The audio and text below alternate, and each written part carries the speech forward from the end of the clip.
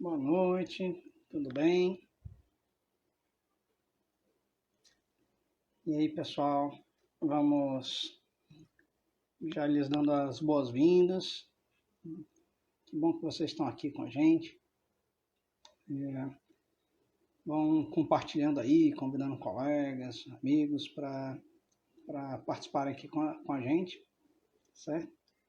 A gente está só esperando o nosso convidado. E pronto, tá aqui o Bruno chegou.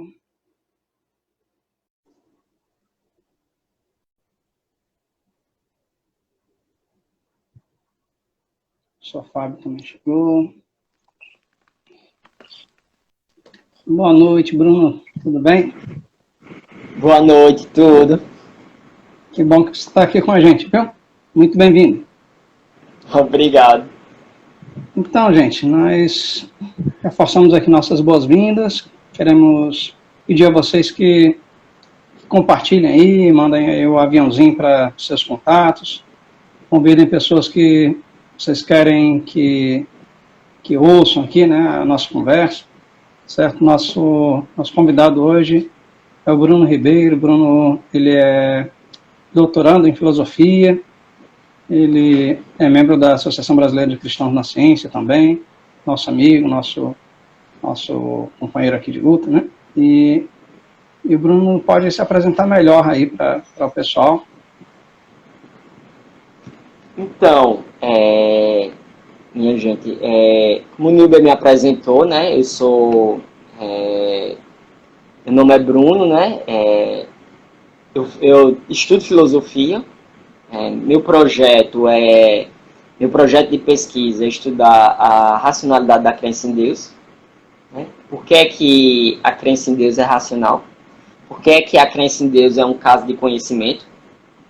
E para isso, para estudar o status da crença cristã, aliás, o status da crença teísta, né, da crença em Deus, eu comparo dois filósofos cristãos, né, Alvin Plantinga e Richard Swinburne. E um outro projeto que eu estou envolvido também eu estou formulando um argumento em favor da existência de Deus. Sou bolsista da Associação Brasileira de Filosofia da Religião, da Fundação Templeton. Estou formulando um argumento em favor da existência de Deus, que eu chamo do argumento do conhecimento. Estou atrás de um nome melhor do que isso. Mas por hora estou chamando ele de argumento do conhecimento. E por fim, sou professor também do curso de Teologia da Faculdade de Cidade Viva, aqui em João Pessoa. Então, aqui em João Pessoa, né, a gente tem um curso de Teologia que tem uma pegada muito forte de teologia pública. Então, a gente tenta fazer vários diálogos entre a fé cristã em várias áreas, ciência e tecnologia, educação, família, etc. Né? E uma das áreas é filosofia. E eu sou professor dessa área específica, né? Filosofia da religião. Aqui de Cidade Viva, em João Pessoa. Não prestei bem atenção, se Bruno falou sobre a bolsista da John Templeton. Isso. Lá eu estou formulando um argumento em favor da existência de Deus, que eu ainda não tenho um nome melhor para ele, mas eu estou chamando de argumento do conhecimento. Entendeu? Então, teve uma seleção no final do ano passado e eu fui um dos contemplados aqui no Brasil. Eu acho que a maioria do pessoal talvez não conheça, né, a Fundação John Templeton. Você podia também falar em poucas palavras aí, do que trata. A Fundação John Templeton é digamos assim, uma fundação filantrópica, não é brasileira, né? Do John Templeton, que era um grande, digamos, incentivador dos estudos científicos, filosóficos, etc. E quando ele faleceu, ele deixou uma parte significativa da fortuna dele para incentivar estudos sobre o sentido da vida, o significado da vida, sobre as interações entre ciência e religião, sobre as relações entre mente e corpo, etc. A gente teve recentemente até o privilégio de ter o Marcelo Gleiser, um dos contemplados com o prêmio John Templeton que eles oferecem né? Então, no final das contas é isso. Tipo, a Templeton, ela financia esses vários estudos, financia esses vários ao redor do mundo, estudos na área de filosofia, de ciência e religião, etc. Né? Legal. Bom, então Bruno, acho que é um dos poucos aqui no Brasil que estão contemplados, né, com essa bolsa. Então, a gente tem essa alegria de... tem esse privilégio aqui, né, com ter o Bruno com a gente também. E aí, Bruno, queria nosso tempo é curtinho, né? Então, vamos já partir aqui para tratar do nosso tema, né? Nosso tema é onde está Deus, né? Em tempo de crise, né? Onde está Deus durante o sofrimento, né? No momento de sofrimento. E aí eu queria que você falasse assim, um pouquinho assim, de uma fundamentação teórica mesmo, né? Claro que bem resumida. Esse tema é um tema que eu acho que, assim, dentro do meu pouco conhecimento a respeito, né? Mas que passou um tempo mais adormecido e que vem voltando, vem sendo meio que reavivado, né? Essa discussão sobre Deus e o mal, né? Se existe o mal, por que Deus existe, né? Será que se existe o mal, se existe sofrimento, será que Deus existe também, né? Então, será que isso não é um argumento que assim, forte contra a existência de Deus, né? Então, de tempos em tempos parece que essa discussão é retomada e me parece que nas últimas décadas ela tem voltado com muita força, né? Eu queria que você me falasse assim, que você nos falasse resumidamente, né, o histórico dessa discussão, né, e qual é o estado da arte, né, dessa questão hoje. Certo. Tem umas questões interessantes que são importantes para a gente, sabe? Essa discussão é tão antiga quanto, por exemplo, o primeiro livro da Bíblia, talvez tenha sido Gênesis, talvez tenha sido o livro de Jó, mas é desse tempo essa discussão. Na filosofia também ela é dos seus primeiros momentos. É tanto que a gente tem na filosofia o chamado dilema de Epicuro. Que é o dilema de Epicuro? Epicuro foi um filósofo grego e ele formulou o seguinte dilema, né? Existem 3 ideias que uma pessoa, se ela quer ser racional, ela não pode sustentar. A primeira é que Deus é bom, a segunda é que Deus é todo-poderoso e a terceira é que o mal existe. Dessas 3 afirmações você tem que negar uma das 3. Por quê? Por causa do seguinte motivo. Se Deus ele é bom, então ele quer acabar com o mal. Se Deus ele é todo-poderoso, então ele pode acabar com o mal. E aí, Nilber, tem um problema para a gente. Ó. Se Deus quer e se Deus pode, então de onde é que vem o mal? Esse foi o chamado dilema de Epicuro. E daí, na filosofia, você tem assim, toda uma discussão de como é que você tenta justificar essas 3 afirmações. Como é que Deus, sendo todo-poderoso, e ele pode acabar com o mal? Como é que Deus, sendo bom, totalmente bom, ele quer acabar com o mal? Então, a terceira afirmação então, de onde vem o mal? Né? O mal de repente surge. Aí é que tá. Ou Deus não é todo-poderoso, ou Deus não é bom. Porque o mal, ninguém vai negar a realidade do mal. O mal existe. Então, essa é uma afirmação que as pessoas geralmente raciocinam. Epicuro e depois um outro filósofo inglês, chamado David Hume, ele raciocinou, né? O mal existe. E a não ser que a gente parta para algumas vertentes de algumas religiões que vão dizer que sei lá, o mal é maia, é ilusão, mas esse não é o nosso caso, sabe? E não é o caso da vasta maioria do Ocidente e até do Oriente. Então, todo mundo reconhece a realidade do mal. O mal é uma realidade. Então, o mal não é a afirmação que a gente tem que escantear. Então, aí sobra 2. Ou Deus não é totalmente bom, ou Deus não é todo-poderoso. Em suma, esse é o problema do mal. E aí, geralmente, né, você tem um problema do mal, e aí você tem como geralmente se pensa o problema do mal. E aí existem 3 formas de se pensar o problema do mal, sabe, na literatura filosófica. A primeira é você dizer que o mal ele é um argumento contra a existência de Deus. Esse é o primeiro ponto. O mal, ou ele mostra que Deus não existe, essa é uma primeira questão, ou o mal ele oferece evidências o suficientes para mostrar que Deus não existe. Então, ou o mal ele mostra que é incompatível a gente acreditar nesse tipo de Deus, ou o mal mostra que ele oferece fortes evidências de que Deus não existe. Essa é uma primeira vertente. Uma segunda é que algumas pessoas tentam oferecer o que a gente chama de teodiceia.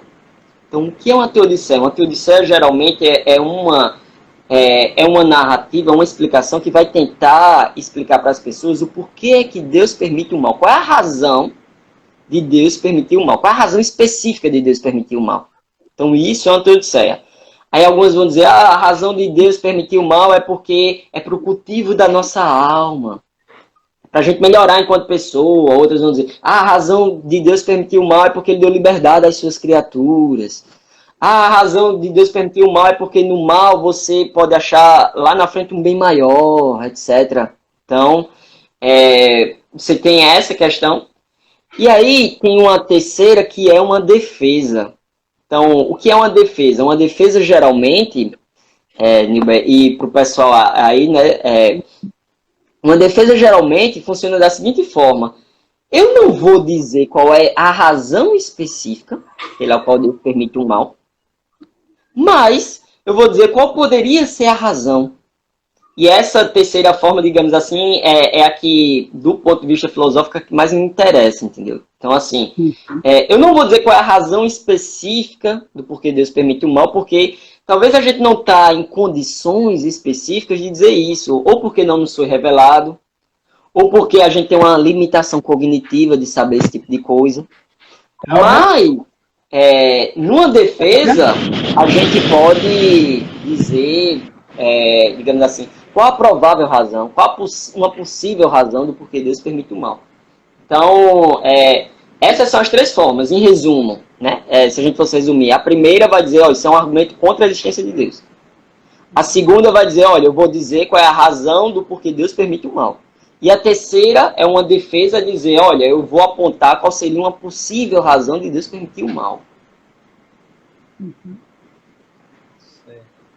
E Bruno, eu lhe pergunto, quando você fala de mal, né? Eu acho que é importante falar para o pessoal, né, que existem várias formas, vários tipos de mal também, né? Às vezes o pessoal, por exemplo, o mal como natural, que é o caso, né? Por exemplo, nós estamos passando por um momento de um mal natural, que é o problema aí do vírus, né? Não dá para fugir da tentação, né, de especular com questões do tipo, está acontecendo tudo isso porque Deus quer, foi Deus que fez isso, né? Então, poderíamos falar sobre essa questão desses tipos de mal, né? Porque esse conceito, né, de mal, eu acho que é importante a gente contextualizar, né? De que tipo de mal a gente está falando. Então, geralmente há uma concordância assim, que perpassa todos esses conceitos. O mal é aquele que ocasiona algum tipo de sofrimento expressivo para seres conscientes, ou para seres que podem sentir dor.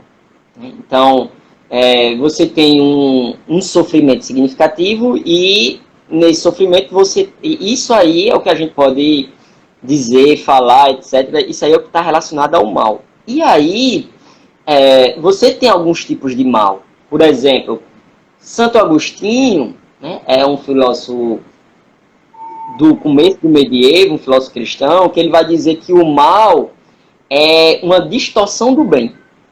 Então, o mal ele não tem realidade em si mesma. O mal é quando você pega uma coisa que é boa em si e você distorce ela. Então, para deixar bem claro o argumento de Santo Agostinho, ele pensava o seguinte: pensa no que é, por exemplo, a gula. O que é a gula? É quando você pegou uma coisa boa, que é boa em si mesmo, por exemplo, comer, e você distorceu essa coisa boa. Aí você tem um mal. Aí você tem o mal. Então, o mal, para existir de acordo com Agostinho, ele necessariamente precisa do bem. Porque ele em si não tem substância própria, ele em si não tem raiz própria. Ele precisa parasitar alguma coisa, e ele parasita o bem.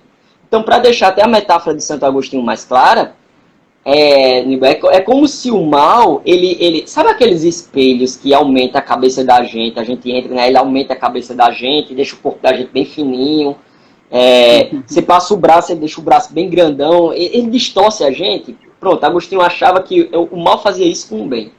Tá? Ele pega o bem, aí distorce, aí tipo a luxúria. Você pegou a sexualidade humana e distorceu a sexualidade humana, e aí você tem o mal. Você tem esse tipo de mal, e esse tipo de mal está envolvido diretamente com o bem, né, com essa distorção do bem. Outro mal, você tem esse mal que é uma distorção do bem, é o que a gente poderia chamar de mal moral. E que essa distorção do bem vem a partir de seres racionais. Então, seres racionais foram lá e distorceram o bem. Existe um outro tipo de mal, que é o mal natural.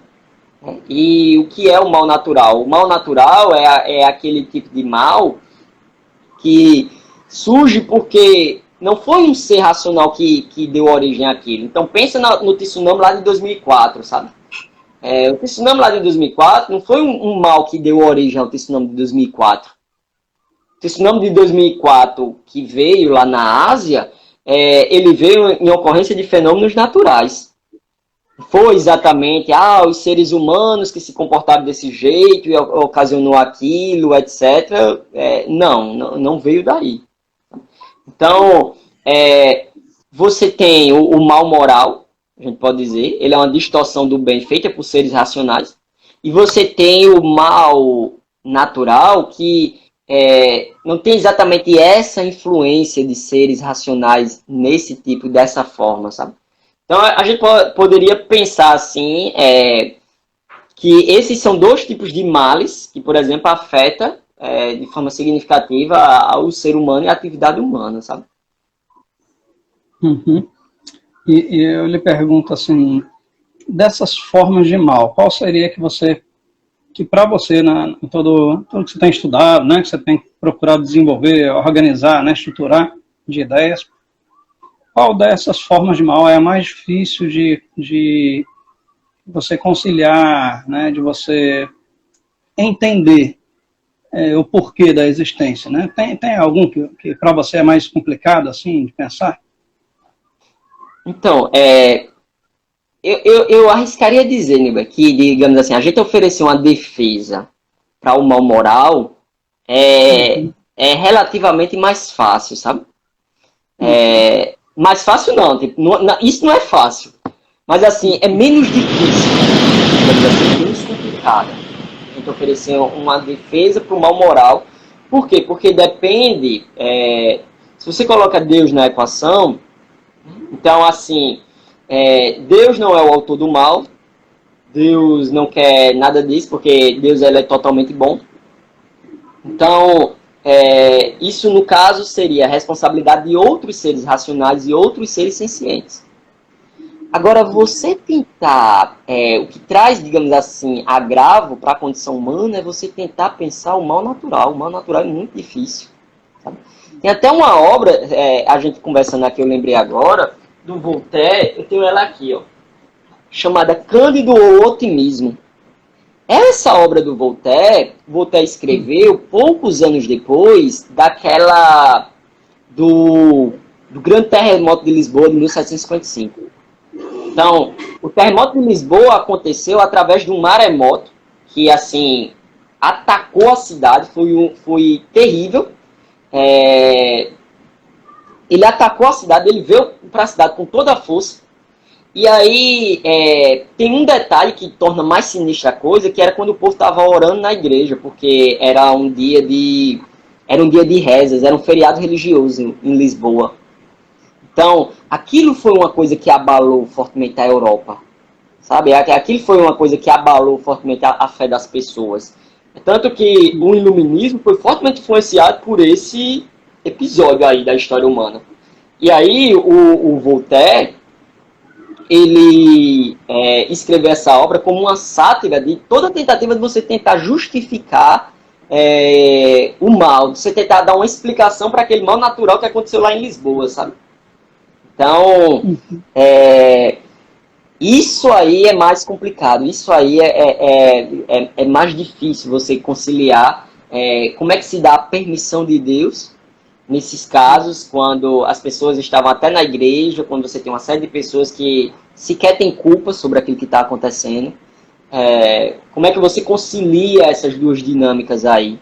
Sabe? Então, isso aí, eu penso que é muito mais complicado. Apesar, assim, se a gente for em relação à intensidade do sofrimento, então, o mal que o ser humano faz é incomparável, sabe? Então, quando você pega, assim, por exemplo, tem uma cena clássica lá em uma obra de Dostoiévski, chamada Irmãos Karamazovski, onde ele vai dizer o que era que os turcos faziam com os búlgaros, sabe? E você nem consegue ler a cena direito, porque é uma coisa tão má, tão perversa, das coisas que eles faziam os turcos faziam com os búlgaros, que você fica até sem reação. Geralmente, quando eu estou dando uma aula sobre o problema do mal, e coloco a situação para os meus alunos, os alunos nem gostam muito de ler, não gostam muito daquela situação. Porque apesar do mal natural ser mais difícil de explicar, é verdade, mas assim, o mal moral, o mal provindo de um ser humano para outro ser humano, ele é muito mais terrível, entendeu? A maldade humana, assim, excede aquele tipo de sofrimento que a natureza pode nos dar. Eu acho que o exemplo clássico do nosso tempo é o Holocausto, né? Tipo, o Holocausto, né? Difícil, né, de entender, né? Teve, inclusive, uma frase, né? Diz que uma criança estava agonizando lá no campo de concentração e um rabino lá perguntou, quem danado consegue acreditar agora em Deus depois disso? Com a criança agonizando, porque é muito complicado. E aquilo não é um mal natural. Aquilo se a gente fosse usar a linguagem de Agostinho, aquilo ali são distorções de coisas que estão na ordem da criação e que você está ocasionando um sofrimento terrível a seres humanos. Aquilo não é nem um pouco o mal natural, que aquilo é bem mais terrível do que qualquer mal natural pode oferecer, digamos assim, sabe? Sim. Eu diria assim que ter uma resposta definitiva, né? Definitiva sobre o porquê, por exemplo, se Deus existe, por que ele permite, né? Eu acho que alguém colocou uma pergunta, acho que foi João Paulo, né? Mas não é tudo permissão de Deus? Né? Tudo permissão de Deus? Eu digo assim, na perspectiva cristã, sim, né? Perspectiva cristã, compreendemos que é tudo. Mas permissão e uma, vamos dizer assim, vontade, né? Será que tem uma relação tão direta, né? Eu não poderia falar um pouquinho disso também, mas antes eu queria só colocar que dentro, assim, eu acredito que a gente não vai ter uma resposta definitiva, né? Senão o problema estava resolvido, né? Se houvesse uma resposta fácil, o problema estava resolvido, mas a gente já falou aqui que é um problema que volta e meia ele aparece de novo, né? Mas com isso eu queria dizer que tem duas coisas que eu acho que a gente tem que evitar, né? A primeira é esnobar a questão, né, e dizer que ela não tem importância, né, assim, dizer que, por exemplo, você crê em Deus, isso não tem importância nenhuma, ou ir para outro extremo e dizer, não, para mim isso deixa claro que Deus não existe, né, tal. Ir para um extremo ou para outro, né? Quer dizer assim, tratar algo que é tão complexo, que vem sendo discutido, como o Bruno falou, desde sempre, né? De forma conclusiva, assim, eu acho que não é uma opção boa, né? Mas que o Bruno, então, comentasse essa questão, né, de vontade, permissão de Deus e, na verdade, até já começar a falar de uma perspectiva cristã. Como é que a perspectiva cristã concilia essas coisas? Porque a gente falou em termos mais gerais. Mas, uma perspectiva cristã, né, é a proposta do projeto de capelania da gente, fazer reflexão cristã, aconselhamento, né? Eu lhe pergunto, nessa uma perspectiva cristã, como é que isso se concilia, né? Então, tem duas questões aí, Nilber, que eu queria, antes de abordar esse tópico, eu queria comentar. Sabe? Uma primeira é o seguinte: dentro do problema do mal, existe dois tipos de problemas do mal, sabe? Existe o problema lógico do mal, o problema evidencial do mal. Qual a diferença dos dois? O problema lógico do mal, ele diz que é impossível um Deus bom e todo-poderoso coexistir com o mal. É impossível. Não é que seja improvável, mas assim, é que o mal demonstra que Deus não existe e é impossível um Deus com essas características existir. O problema evidencial do mal, ele vai dizer o seguinte, olha, não é impossível. Possa ser que Deus e o mal coexistam, um Deus bom e todo-poderoso com o mal, agora assim, é muito improvável. Sabe? E aí, na filosofia, e muito por causa dos filósofos cristãos, principalmente um deles chamado Alvin Plantinga, nesse livro aqui chamado Deus, a Liberdade e o Mal, ele vai resolver o primeiro problema, sabe? Então, assim, ele mostra que não é impossível Deus e o mal coexistirem.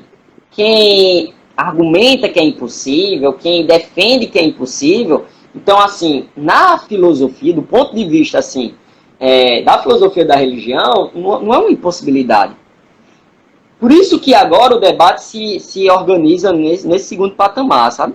Saber se o mal, o quanto ele torna improvável ou não a existência de Deus. Gasta-se muita tinta na filosofia tentando resolver essa segunda coisa, porque a primeira realmente é muito mais difícil. E aí já retorna o segundo ponto que eu queria falar a partir da sua fala, que na filosofia tem uma área dentro da filosofia da religião chamada teísmo cético. O que é o teísmo cético? O teísmo cético é a área que ele vai dizer que a situação do ser humano, os seres humanos não estão em situação cognitiva, digamos assim, para a gente saber qual é exatamente o porquê Deus permite o sofrimento, ou se o sofrimento torna a existência de Deus improvável. A gente não está nessa condição. Porque, dado todos os avanços do nosso conhecimento, etc., mas a gente é muito limitado. Tem uma certa inspiração nesse chamado teísmo cético, né, que alguns filósofos cristãos defendem, na fala que Deus dá a Jó, lá nos últimos capítulos, onde Deus chega para Jó e diz, Jó, onde você estava quando aconteceu A, B e C? Jó, onde é que você estava quando eu fiz A, B e C? E aí Jó não sabe responder, Jó silencia. Por quê? Porque o conhecimento de Deus está aqui, o conhecimento de Jó está aqui. Ó. Tem um gap aqui, uma distância aqui significativa. Então, é muita arrogância do ser humano achar que ele consegue cobrir essa distância. Então, essa é uma área na filosofia que tipo, tem gente que não gosta desse nome, sabe? Teísmo cético. Eu mesmo acho um nome terrível, mas é cético com relação a isso, entendeu? Cético com relação a achar que nós, seres humanos, nós temos a capacidade de saber se o mal torna improvável a existência de Deus, ou se a gente saberia qual seria a razão do porquê Deus permitiria o mal e o sofrimento. E a pergunta específica, né, que é uma pergunta difícil, aqui você trouxe, como é que a gente lida com a questão de Deus da permissão, com a questão de Deus da soberania, etc. O máximo que eu poderia assim falar, que eu poderia pensar, né, tem muita com aquele, logo no começo a gente falou, né, sobre a diferença de uma teodiceia para uma defesa, né? Então, uma teodiceia seria a razão do porquê Deus permite o mal, seria a gente dizer, ó, a razão é essa aqui. E uma defesa seria, bem, eu não sei exatamente a razão, mas uma provável seria essa aqui. E aí, como é que a gente conciliaria isso com a soberania de Deus? Então, assim, ó, eu penso que Deus, no final das contas, ele é soberano. Ele, de acordo com o chamado Catecismo de Heidelberg, que foi um catecismo escrito lá na época da Reforma Protestante, Deus ele age, Deus ele atua e Deus guia todas as coisas de acordo com a sua providência e soberania. Então, as coisas não pegam Deus de surpresa, sabe? Não tem como, digamos assim, Deus amanhã... Eita, eu nem estava prevendo isso. Deus não é esse tipo de ser dentro do teísmo cristão. Então, Deus, por um lado, ele é onisciente e por outro lado, ele é soberano. Ele guia todas as coisas. E aí fica-se a questão, se Deus criou todas as coisas, por que é que ele permite o sofrimento e o mal, né? E aqui a gente poderia fazer uma defesa no sentido de pensar algumas possíveis razões, sabe? Alguns possíveis motivos. Por exemplo, Santo Agostinho, numa obra chamada do Livre-Arbítrio, ele vai dizer uma coisa muito interessante. Ele vai dizer, olha, assim como um cavalo teimoso é mais valioso que uma pedra, assim, alguém que faz alguma maldade, digamos assim, alguém que pega a sua liberdade e usa de forma indevida, é mais valioso do que alguém que não tem essa opção. Então, o que era que Santo Agostinho ele queria dizer nessa obra, né, do livre-arbítrio? O que ele queria dizer era o seguinte, se você, e isso é uma coisa lógica, assim, se você efetivamente vai dar liberdade às pessoas, se você efetivamente vai fazer com que as pessoas sejam livres, então isso você não pode, digamos assim, vou dar um exemplo, dar livre-arbítrio para as pessoas e ao mesmo tempo negar que elas usem isso. Você não está dando liberdade para as pessoas. Esse era o ponto de Santo Agostinho. Então, é muito interessante isso. Por quê? Porque pensa no seguinte, Nil, eu queria até que tu respondesse essa pergunta para mim. Tipo, e todo mundo vê por trás esse ponto de Santo Agostinho, que é o seguinte, ó. Suponha que minha esposa, ela foi obrigada a casar comigo.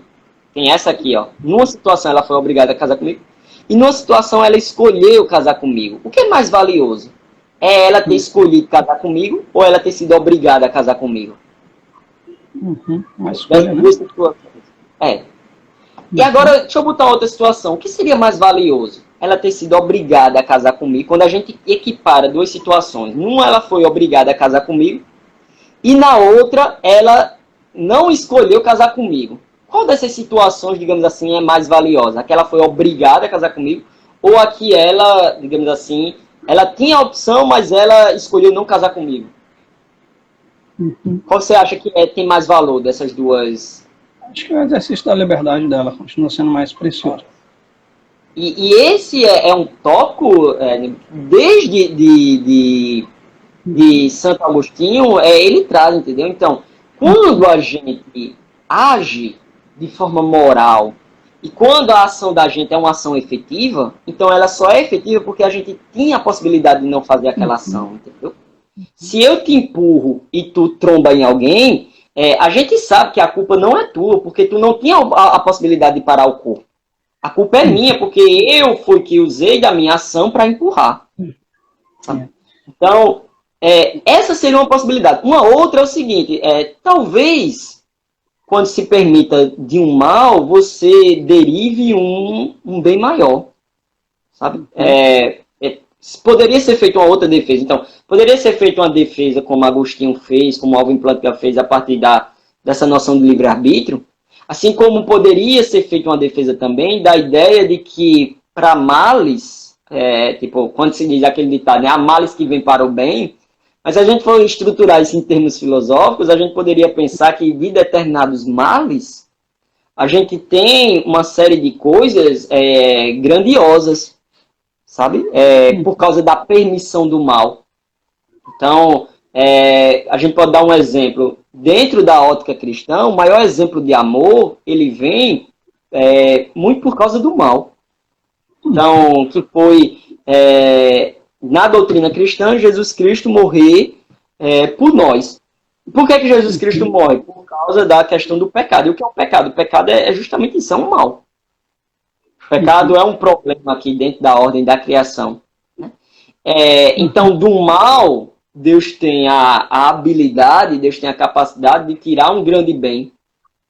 Né? Então, da coisa mais terrível que já aconteceu no universo, que é o pecado, Deus conseguiu tirar uma coisa que é grandiosíssima demais, que é dar em seu filho em favor daqueles que não mereciam, sabe? Então, essa poderia ser também uma outra tipo de defesa, sabe? Tem essa do uso da liberdade e tem essa outra defesa que a gente poderia fazer com relação a Deus pode fazer um uso do mal. Com relação a seus propósitos soberanos no final do universo. Eu até fico pensando que até hoje a gente está sempre ouvindo histórias novas, já que a gente falou do Holocausto, né? A Uhum. gente hoje ouve muitas histórias a respeito de histórias belíssimas, né? Que aconteceram durante o período do Holocausto, né? Aham. E belíssimas de dentro, campos de concentração e também de pessoas que salvaram, né? Tem o famoso filme, a Lista de Schindler, né? Mas não é Aham. só, tem tantas histórias. Se o Fábio aqui pudesse falar, né? O Fábio que é o coordenador do projeto, né? Subcoordenador, né? O Fábio é muito ligado na história dos judeus ali também. Poderia mencionar muita coisa aqui também, né? Mas basta você fazer uma pesquisa rápida no Google, histórias do, né, Holocausto, né? E você começa a ver Uhum. testemunhos, né? De lindas, né? Não só nisso, assim, ao longo de toda a história da humanidade, quando você vai ver as coisas mais bonitas, né, que marcam a história da Aham. humanidade, sempre são derivadas de tragédias, de tristeza, né, de sofrimento. Né? Então, Porque, acho que a gente poderia tirar, assim, porque até... essa parece que é uma característica da natureza humana, né? No sofrimento aparece o melhor do ser humano e o pior. Sabe? Uhum, Diante da dor aparece o melhor e o pior. Por exemplo, diante agora do problema que a gente está sofrendo, da Covid-19, você uhum, consegue ver, sabe, o melhor do ser humano, gente que ajuda, gente que vai lá e ajuda outras pessoas, e também o pior do ser humano. Então uhum, parece que numa crise, essas coisas, digamos assim, fica de tal forma evidente que em tempos de tranquilidade isso não aparece tanto assim. uhum. Você vê coisas do tipo, ó, a guerra é um grande mal, né? Uhum. Mas as guerras trouxeram também, não a guerra em si, mas o pós-guerra, por exemplo, o Fábio que está falando, Nicholas Wilson, né, o herói durante o Holocausto, né? Então, se a gente for ressuscitar, né, a gente vai encontrar muitos heróis na história, né? O Uhum. caso que o Fábio falou aqui. E assim, nas guerras, o pós-guerra, ela sempre trouxe amadurecimento para a população também, né? Amadurecimento para o país, para a nação. Tanto que a gente vê hoje os países, né, que tem uma, vamos dizer assim, uma população mais consciente, né, tem uma cidadania mais forte, né, são países que foram envolvidos em guerras, em tragédias, né.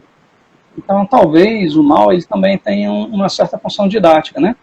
Eu Uhum. acho que, novamente, tem que dizer que a gente não tem aquela resposta definitiva, não tem como ter uma resposta definitiva, né.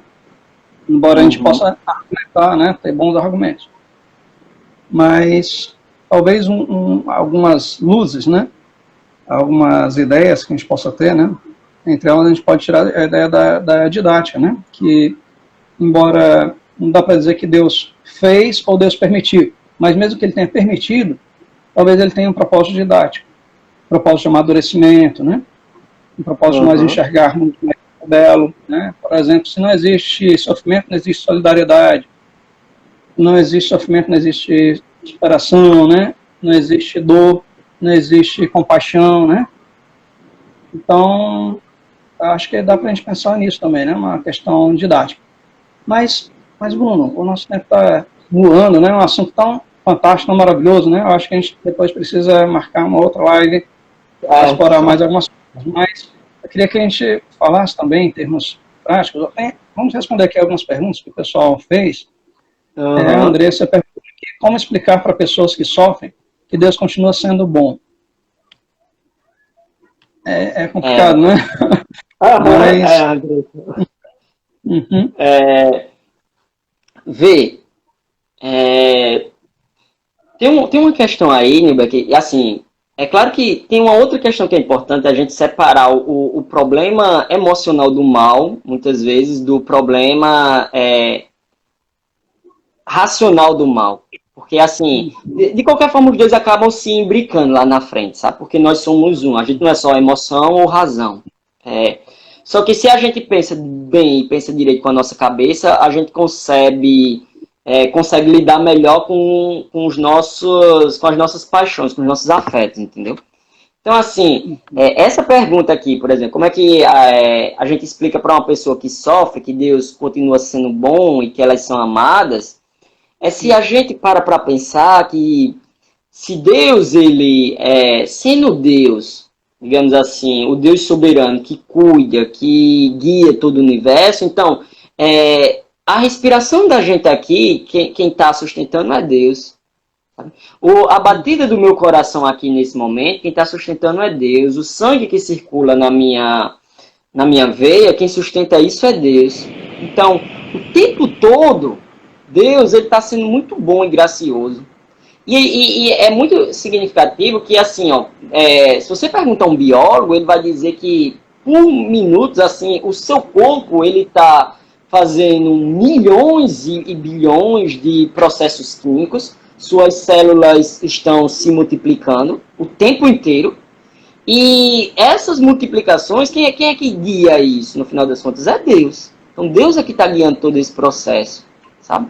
Então, assim, se a gente for olhar do ponto de vista racional, a gente tem mais motivos para ser grato a Deus que não. Então, Deus mantém a respiração, mesmo daqueles que abandonam Ele, mesmo daqueles que viram as costas para Ele, mesmo daqueles que não ligam para Ele. Deus continua mantendo a respiração dessas pessoas. Então, se a gente fosse olhar assim, de uma ótica racional, Deus, ele permite muito mais bondade do que maldade, no fim das contas, sabe?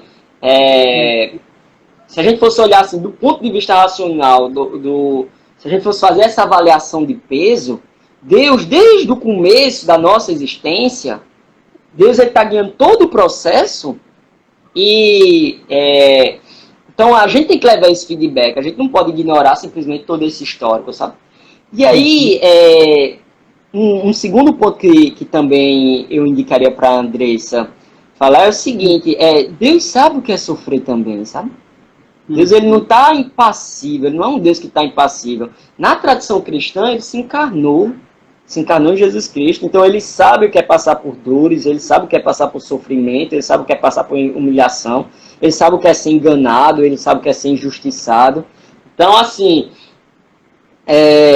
Deus, ele sabe o que é isso. Então, quando a gente se dirige a Deus, a gente está se dirigindo não a alguém que está, assim, duro, impassível perante o nosso sofrimento, mas alguém que alguém que sabe o que é que a gente está passando, alguém que sabe o que é que a gente está sentindo, alguém que sabe todas aquelas coisas. Se identifica, então, né?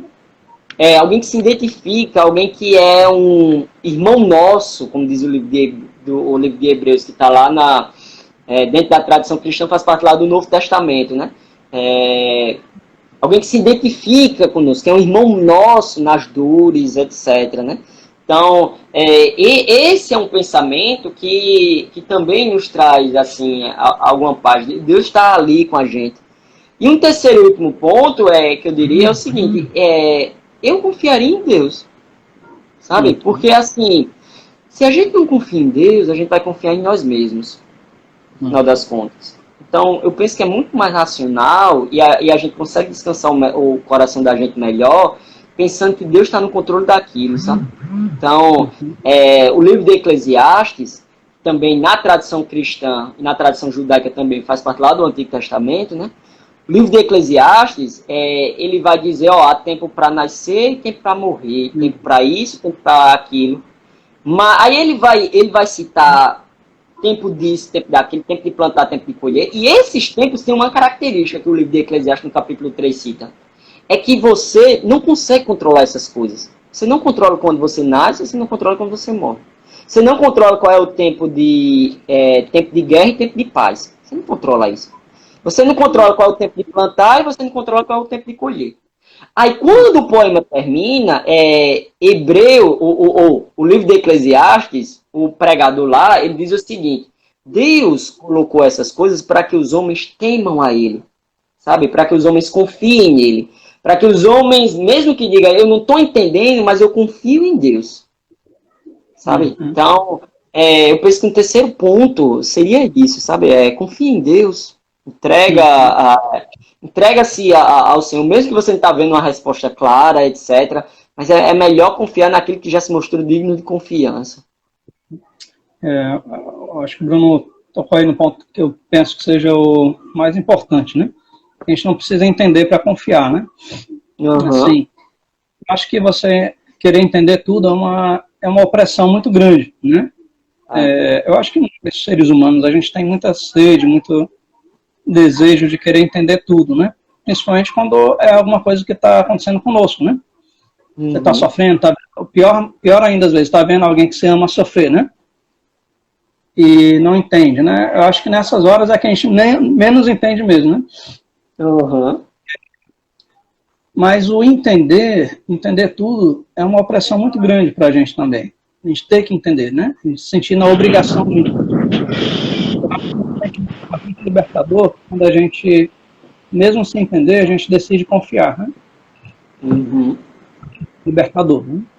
E eu acho que é nesse ponto que a gente já começa a adquirir uma das virtudes mais importantes para o ser humano, que é a resiliência, né? Resiliência, que vai ser útil na vida, né? Então, eu fico pensando que talvez um dos motivos de Deus permitir, ou sei, né? Nos ajudar a amadurecer na confiança, né? Em confiar na confiança nele, né? Mas eu lhe pergunto, a gente tem bem pouquinho tempo, né? Mas eu lhe pergunto ainda da sua fé pessoal, né?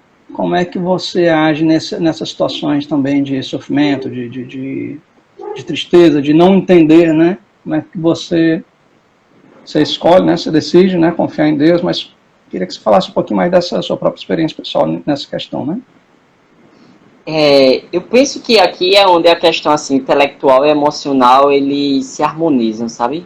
Nilber? Porque assim, mesmo às vezes eu não sentindo, mesmo às vezes eu não vendo respostas, mas o fato de eu saber que há uma resposta, mesmo que eu não sei, porque assim, o fato de eu não saber uma resposta não se segue que daí ela não existe, entendeu? O fato de eu não saber é um fato sobre mim, mas não sobre exatamente Deus, sabe? Então, isso me ajuda muito. Porque o fato de eu muitas vezes orar, por exemplo, passar por problemas, minha esposa na gravidez pegou catapora num período que não podia pegar, sabe? Então, e aí o bebê, filha da gente, Ana Sofia, vai nascer daqui a umas 3 semanas, ela poderia, digamos assim, vir com uma sequela.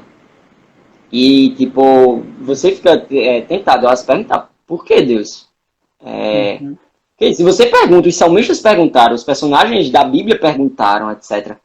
Mas, assim, me ajudava muito saber que Deus era soberano e que Ele ia cuidar, e que Ele ia guiar, e que Ele ia... e graças a Deus não aconteceu nada, sabe?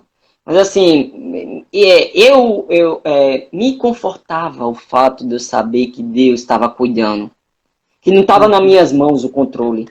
Eu poderia descansar nele e descansar em oração, principalmente. Eu orava, pedia como o salmista pedia baseado nas promessas dele. Se viesse uma outra coisa para Ana Sofia, eu preferia também descansar em Deus, sabe?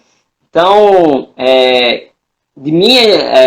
meu testemunho pessoal, de minha relação pessoal, essa ideia de que eu descanso em Deus porque Ele é onisciente e eu não sou, porque Ele é onipotente e eu não sou, porque Ele sabe o fim desde o princípio e eu não sei, porque onde é que eu não estava quando Ele construiu o mundo natural, que eu mal entendo o mundo natural, imagino o mundo moral, que é muito mais complexo, né? Então, no final das contas, assim, sobre essa questão de como eu procuro ler Salmos, ler o Salmo 73, ler Salmos relacionados a isso, ler o livro de Abacuque, por exemplo, ler a história de Jó e tipo assim, tentar achar conforto ali nas palavras de Deus a Jó, de que apesar de Jó não ver uma resposta, mas Deus tinha uma resposta. No livro de Eclesiastes, principalmente no capítulo 3, no capítulo 5, sabe?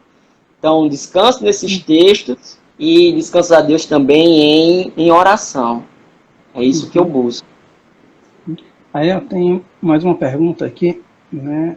Qual a lógica explica Deus levar todas as pessoas, mãe, avós, de uma criança que nasce com uma deficiência rara e incapacitante, deixando que ela desde a sua nascença, deixando ela desde a sua nascença para sofrer. Né? Então, pergunta difícil, né? Mas qual a sua perspectiva, Bruno, sobre isso? Aí, você tem um problema aí do que os cristãos chamam da queda, né? Então, quando o homem pecou, todo o mundo natural foi afetado, né? Então, digamos assim, as relações entre as pessoas foram afetadas também, as nossas relações de saúde também foram afetadas, por causa disso que os cristãos chamam da queda, né? Então, você tem esse problema aí. Sabe? E aí, aí a gente volta para o limite cognitivo, tipo, a gente não tem uma resposta específica para casos específicos. A gente pode falar uma resposta geral para uma questão geral. Mas assim, uma resposta específica para o caso específico, tipo, Deus foi lá e sei lá, pensa num caso aí de Covid-19, onde toda a família foi levada e a pessoa ficou órfã no mundo. É um caso terrível mesmo. Sabe? Claro que, assim, do ponto de vista filosófico, a gente poderia pensar em defesas filosóficas, como eu falei no final da conta, não apontar a razão do porquê deles, mas pensar que, olha, junta o mal natural, junta o mal moral, junta o problema da queda, junta o problema de seres humanos fazerem um mau uso de sua liberdade, tal. Então, essas respostas a gente poderia dar no nível abstrato, sabe?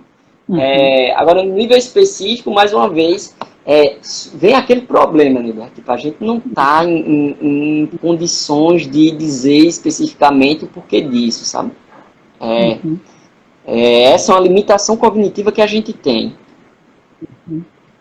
Eu costumo dizer, né, nessas situações que a gente não tem, eu volto a falar, assim, que a gente encontrar respostas para tudo é um peso opressivo, né? É um peso opressivo. Né? A gente tenta entender tudo, é claro que quem está passando por isso tem direito de questionar, tem direito de lamentar, isso é normal, né? Mas o melhor que eu posso falar a esse respeito, né? Eu falo com amigos sobre isso, né? Que a gente precisa tentar o máximo possível desistir de entender, desistir de explicar e procurar simplesmente confiar, né? Assim, se você é cristão, se você acredita na existência de Deus, né? No amor de Deus, na misericórdia de Deus, na compaixão de Deus, né? Assim, então você precisa confiar, mesmo sem entender, né? Acho que a gente não precisa entender para confiar. Né? E tem uma coisa aí também, Nilber, porque assim, se você for ver assim, teodiceses que os cristãos formaram, você vai ver que os cristãos têm possíveis respostas para essas coisas, entendeu? Por que é que Deus permite o mal natural? Por exemplo, um filósofo chamado Richard Stevens, ele vai dizer, se não existisse mal natural, não existia ciência. Porque a ciência provém justamente de tentar diminuir o sofrimento humano. Sabe? Então, assim, um grande bem a ciência vem do mal, digamos assim. O Bacon, que era um filósofo, um dos pais da ciência, ele pensava isso. Sabe? Outros, como a gente falou, né, Deus pode tirar males digamos assim, grandes bens de males, etc. Então, assim, tipo, respostas específicas, esse também é um ponto significativo, sabe? Assim, você consegue achar respostas cristãs para essas questões? Você até consegue achar. Por que Deus não responde a minha oração? Vai ver se Deus respondesse, a coisa ia ficar pior para mim. Vai ver se Deus respondesse toda a oração de todo mundo que está com Covid-19, as pessoas só iam atrás de Deus com segundas intenções, sabe? Ir atrás de Deus por causa de um interesse, sabe? Esse tipo de coisa poderia acontecer. Então, é melhor que algumas orações não sejam respondidas para não, digamos assim, não envenenar a relação entre os seres humanos e Deus. A gente não ia a Deus simplesmente atrás de interesses. Então, assim, você até consegue umas respostas, sabe? Mas, mais uma vez, se você for tentar entender, como você fala, é muito opressor. Se você tenta, e às vezes você não consegue, digamos assim, não consegue conciliar aquela resposta com o seu problema emocional, a coisa fica pior ainda, sabe? Então, Bruno, o nosso tempo já realmente está se esgotando aqui, né? Então, quero, assim, só também dizer, né, que assim, pensem, eu penso, agora eu vou dar minha perspectiva, né? Já tem mais perguntas aqui, mas vai dar mais tempo. Eu digo assim, minha perspectiva, né, de que a fé, que é a confiança em Deus, né? Ela é algo que foi dado a todo, assim, é acessível a todos os tipos de pessoas, né? Não só a intelectuais. A gente está aqui, né, o Bruno trazendo aqui uma discussão, né, estruturada intelectualmente, né, tudo. Mas vamos dizer, qualquer pessoa, uma pessoa analfabeta, né, vamos dizer assim, uma pessoa sem qualquer instrução formal, né, ela tem acesso à fé. A fé é uma coisa muito democrática, né? Que é as coisas da confiança em. E eu fico pensando assim, às vezes a gente tem muito, por exemplo, vamos dizer, Bruno, né, estuda especificamente essa questão do problema do mal. Mas um senhorzinho que está ali capinando a roça tal, às vezes consegue confiar mais em Deus do que o Bruno, né? Entende? Quero dizer assim, que Deus, ele não depende da nossa razão, né? E que ele está disponível e acessível a todos, né? Então, o que eu queria também reforçar aqui é isso, é que a gente precisa, quando a gente fala dessas questões que a gente não entende, a gente tem que encarar com humildade, né? Humildade de dizer assim, eu não entendo, mas eu confio mesmo sem entender. Né? Eu escolho, né? Eu decido confiar no Senhor mesmo sem entender. Essa é a posição, como o Bruno falou, que a gente tem uma limitação, né, uma limitação que na teologia cristã, uma limitação cognitiva, né, que na teologia cristã está relacionada com a queda do homem também, mas mesmo assim nós temos esse instrumento maravilhoso que é a fé que Deus ele pode nos dar, né? Então a gente precisa confiar mesmo sem entender, né? E aí, uma coisa assim importante de falar, eu vou falar rapidamente, é que isso não é um processo irracional, sabe? Porque a maioria das coisas da vida a gente não faz isso. A gente não confia em uma vacina sem entender como é que ela funciona. A gente vai lá e confia, entendeu? A gente confia no médico sem entender, muitas vezes, até o que ele está explicando para a gente. Então, esse processo de confiar não é um processo irracional, entendeu? É um processo justamente muito racional, inclusive, sabe? Inclusive, então, o que mais a gente não confiaria? Se a gente confia num médico para isso, imagina um Deus Todo-Poderoso, sabe? Verdade. Então, Bruno, a gente tem que te agradecer muito. E eu quero agradecer a todos que vocês participaram também. O tempo já está acabando aqui. Mas vocês podem deixar ainda perguntas. Sim, por favor, por favor. Esse é um livro muito legal do Alvin Planter, Deus, a Liberdade e o Mal. Mas ele é digamos assim, alguém pode achar ele um pouco difícil, sabe? Mas esse é um livro, se você está na área de filosofia, eu indico. Um livro mais tranquilo é esse aqui, que talvez, assim, em língua portuguesa, é um dos melhores que eu indico. O Problema do Mal, de um autor chamado Peter Van Inwagen, sabe? Também é um livro de um grande filósofo cristão. Esse aqui eu indicaria fortemente. Rapidamente, esse foi também de um filósofo cristão chamado Nicholas Woltstoff, chamado Lamentos de um Filho. Ele vai escrever algumas reflexões filosóficas sobre quando ele perdeu o filho dele, sabe? E foi terrível. Ele é um grande filósofo cristão, ele perdeu o filho dele. Aí ele fez algumas reflexões, algumas anotações, e é muito interessante as reflexões dele. E o último, também na perspectiva filosófica, é O Mal e o Deus de Amor. Ele vai tentar explicar, ele vai tentar construir uma teodiceia, mostrando assim como o mal pode servir para o aperfeiçoamento da nossa natureza, etc. Então, esses são 4 livros aqui de 4 filósofos, né? Os 3 primeiros são cristãos. O John Hick, nesse tempo ele ainda era cristão, hoje não é mais, mas assim, esses são 4 livros assim, que, se você quiser saber mais um pouco sobre o problema do mal do ponto de vista filosófico, que eu indicaria. Então, gente,